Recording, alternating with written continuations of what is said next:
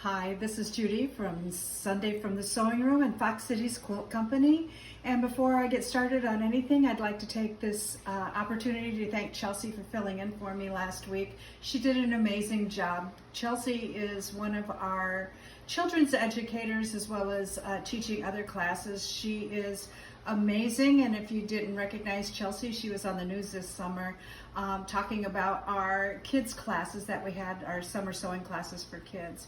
So if you ever see Chelsea's name on a class, you should sign up because she does an amazing job. She's a wonderful, wonderful teacher.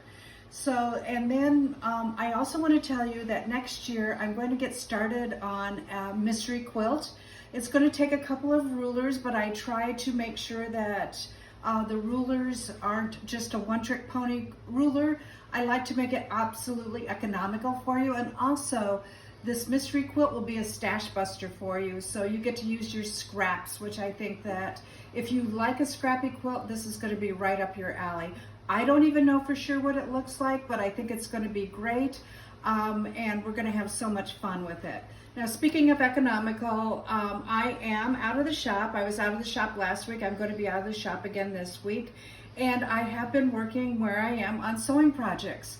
And, you know, I find that I ran out of a couple of things, or I could use a couple of things that I didn't have with me or I didn't have in stock. So, and again, I always want you to not be project poor, so I always try to come up with different ways for you guys to be able to do something economically and then buy more pretty fabric. So with a little trip to the dollar store, and there's a dollar store in every single community, I found some things that are going to be great that will, if you're sewing on a budget, you can use these, or if you just need something in a pinch, this is the way to go.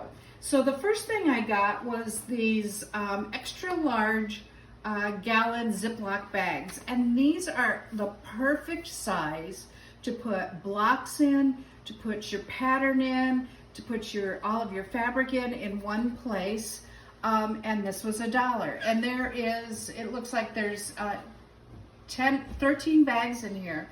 So that's a really economical way to keep your storage together.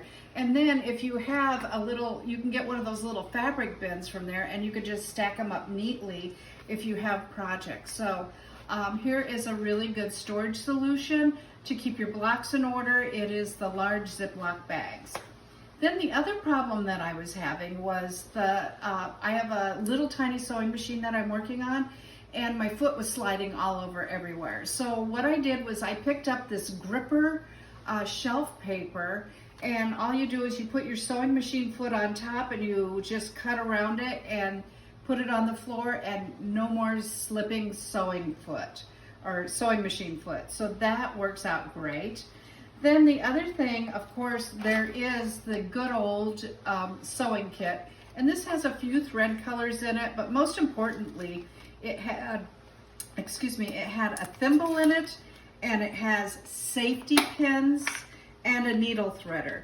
So all of these things are in here, including, look at how many needles I got. And if you're in a pinch and you just need a few needles and, you know, a little scissors to go with it, this is the way to go. And here's the needle threader, and again, all of this was just $1. I'm pretty sure I would never use these threads because, you know, they're probably pretty cheap, and I'm kind of a thread snob. So also you have a little tape measure in here, which is great. But all of this was just $1, and not only that, but I got all of those safety pins as well.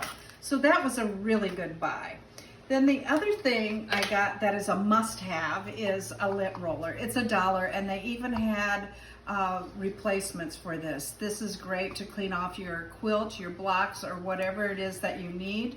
And it's just $1, and then of course clean off yourself before you go out. And then the other thing, of course, is don't forget the painter's tape.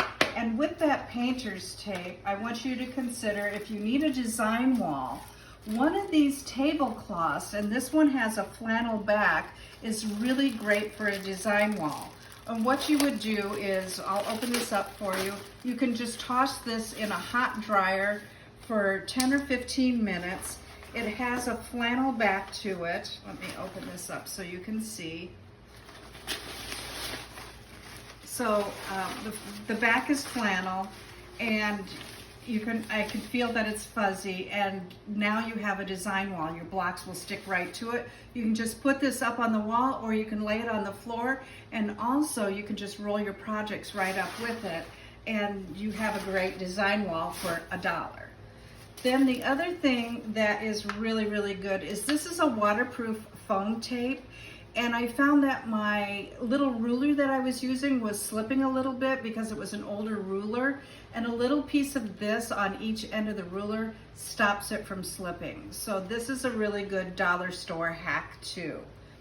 Then the other thing I found that is really, really great is these makeup brushes. And these makeup brushes, and I really like this one with the edge on it. Let me show you this. Because this is a really good thing to clean out your sewing machine with, $1. So why go get an expensive brush or anything? This is just $1, and you can clean out your sewing machine with this, and I recommend you clean out your sewing machine often. So that's another thing for $1.